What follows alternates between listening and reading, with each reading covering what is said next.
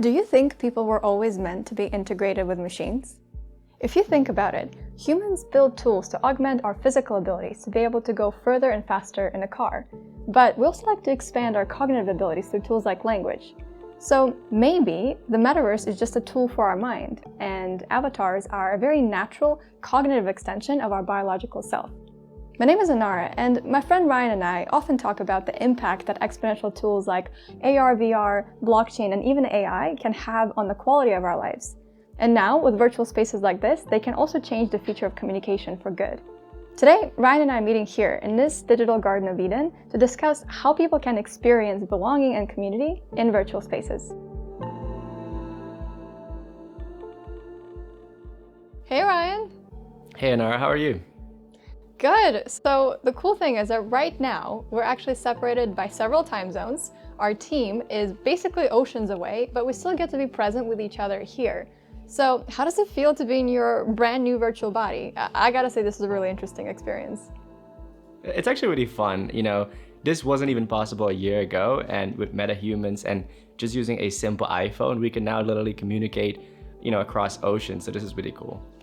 Yeah, and this is the experience of the metaverse. There are many definitions, but the way I think of it is that it's a 3D version of the internet where we no longer need a mouse or a screen to actually be able to interact with digital content. And if we look back at 2D communication, like tools like AOL, really were predecessors signifying what social media may become. So today, I think games like Fortnite are really great indicators of how 3D is going to change the way we interact. And from your experience, how do you think virtual environments will actually change the way we interact with one another? I think it's really interesting to see, how technology has really changed. For the longest time, we live in a 3D world. We move, we understand 3D. But for some weird reason, we only interacted with our digital world through a 2D window that is our phone or tablet. And I think finally we're now be able to essentially meet in the metaverse and actually, have conversations, maybe even learn, work, play. And so, if we think back on the days of MSN Messenger and AOL, our very silly usernames and the early things that are essentially avatars, to see that MetaHumans now have made so much progress, I think it's really exciting to be able to create in a natural and intuitive 3D world. Totally, and there's so many different options of avatars today. So let's definitely look at a couple that are available and are very popular in virtual worlds. So avatars are actually the vehicles with which people get to explore different virtual worlds. Back in 2020, around this time last year, Ryan and I were trying to actually build a virtual space where we could hang out.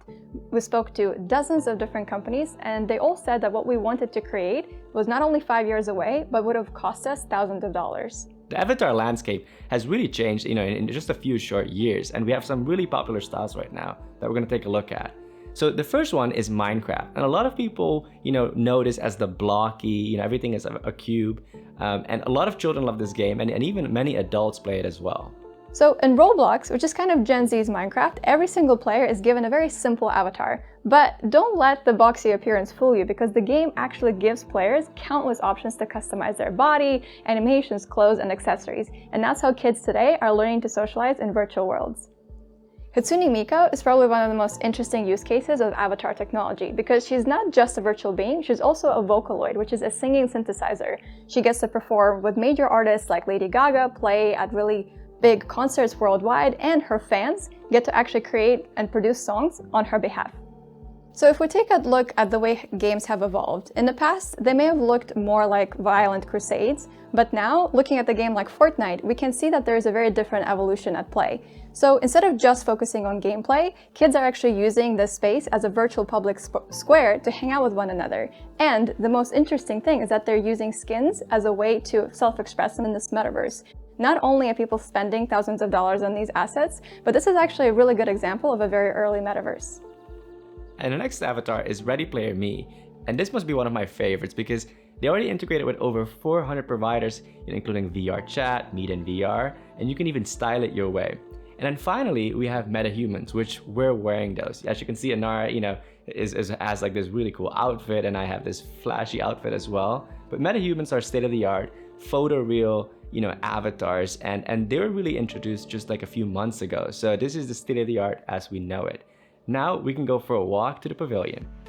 So the amazing thing about virtual spaces is that they don't have to be dystopian, and they actually can be quite relaxing.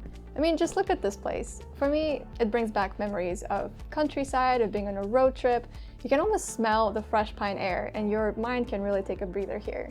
And when you look at environments like this, they're really just a backdrop, and spaces like this will be eventually filled by content creators. They'll actually be the very first inhabitants of the metaverse.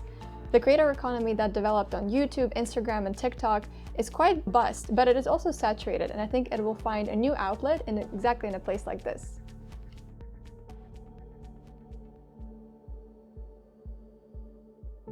So it really takes just a matter of seconds to be able to meet up people in a virtual space.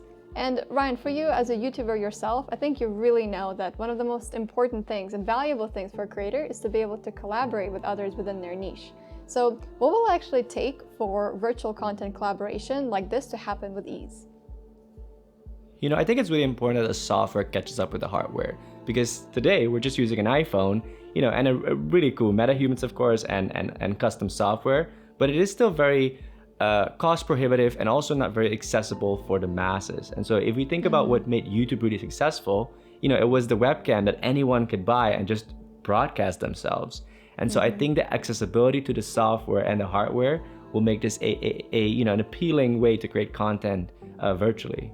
Cool thing is that not only will creators be able to inhabit these virtual worlds, but their fans can come along with them and join them for conversation virtually from anywhere. And if we look at Clubhouse as an example of a concept of a metaverse, kind of like an audio metaverse, we're able to see where virtual spaces like this can go. So what can we really expect from multiplayer 3D experiences? I think it's really important to really understand the past of content creation. If we start with YouTube as the first mass content creation platform, it was very asynchronous and almost one-sided. People, yes, they can interact through the comments, and you have live streams, but it is still very one-sided. And then Twitch, for example, is much more engaging with the community. You have chat. People are just like they spend hours just chatting with their fans, and so that's much more engaging. And I think what the metaverse will enable us to do is it'll allow us to co-create, to really hang out together in the same space, and to maybe go fishing together, or to build a new building together, or whatever. And so I think co-creation will be the next frontier in content creation. And on top of that, I think another really awesome aspect of virtual spaces is that you can really change settings in a matter of seconds. So oftentimes when we imagine virtual worlds, we think of scenes from Mad Max or Blade Runner that can seem a little bit dystopian. But I do think we need more visions of virtual spaces where we can feel good. And what excites me the most about immersive content is that there's so much freedom to create at a much faster pace without needing physical resources or even needing to travel on location at all. So we're able to build sets, we can build really complex characters, design virtual outfits, and just enjoy the theater of it all. So for creators, this sounds really exciting, but we have to be aware of all of the challenges that we have already faced in Web 2 that are around privacy, misinformation, which could really get out of hand in a world like this. So as immersive interactions become increasingly a bigger part of our life, what should we keep in mind when we make sure to create content responsibly? I think it's an emphasis on responsibly. These spaces and the content, the creation tools and distribution tools should be accessible to a very large audience. What we've seen so far, for example, in Web3 is that, it's only a few people that can actually pay the gas fees, or, that have the means to, understand what a wallet is and how to sell or buy NFTs.